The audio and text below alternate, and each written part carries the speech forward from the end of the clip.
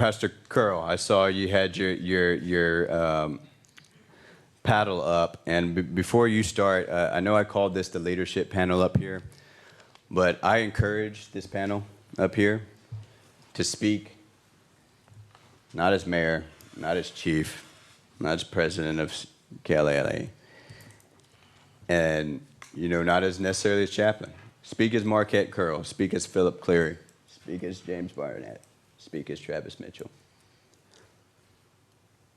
Mr. Curl. I have absolutely no problem with that. So we have a kind of a unique set of circumstances that can lend to this topic of awareness.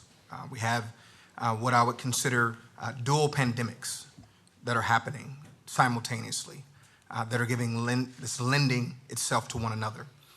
We have the pandemic of COVID-19 as we're all sitting here with masks on, and the threat of a virus that could affect our respiratory system. This pandemic has slowed the world down, and for many of us, it made us stay at home for 2 or 3 months. And during the 2 or 3 month period of time where we were staying at home, we have the pandemic of racism that's been around much longer than COVID-19 that now rears its head for all the world to see. But it's not new. It's been around, as Ruben said, since the foundation of our country. However, it is a lived experience for some, so some are becoming aware, while others it's been a lived experience, and others are just now finding out about it. I am a soon-to-be 48-year-old African-American male that's graduate-level education, 23-year corporate career in corporate America as an executive, and have had my fair bouts with the pandemic of racism being raised in East Texas in the 70s and 80s. I've dealt with it as an adult of driving to my home and being pulled over in Round Rock, Texas as a 40-year-old executive because the officer felt like the house was too nice for me to live in, even though I opened the garage to the house. Being here in Kyle and moving to Kyle in 2016 as we planted the church here, and being one of the few African Americans that will sit in the Texas Pie Company and eat lunch, and having to deal with the whispers of who is that? Who is he?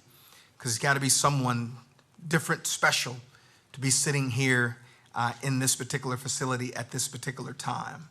And so I think that if we only have the myopic view of it being between African Americans and police, then we're going to miss the moment. If we limit it to just African Americans and the police, then we're not aware. This is not a African American versus the police situation. That is what's under the microscope at the moment. But the much more broader view is you're dealing with an issue of racism that stretches across different zip codes, stretches across different backgrounds, different occupations, different genres, different communities, and is something that we've dealt with as a country from the foundation of our country, and it's interwoven in the fabric and the foundation of our country from the beginning. And some people are just now becoming aware of it, but for others of us, it's been the lived experience. And so I'll talk a little bit more about the complicit nature of the church once we get to the history component, since I'm the only pastor that's on the panel, and I've got a lot to say about the complicit nature of the church as it pertains to this issue of the pandemic of racism. But I think that if we're going to be aware, we've got to broaden our scope and broaden our thinking, and it's got to go past just African Americans and law enforcement, and it's got to branch out to our entire community and our entire nation, not just pitting one organization against a group of people. Yes. Thank you, Pastor Kerr. Well said. I think this is already kind of divulging into a larger conversation, which I love, but I would love to loop back and get some of the folks that talked. I'm going to continue down the panel, if y'all don't mind.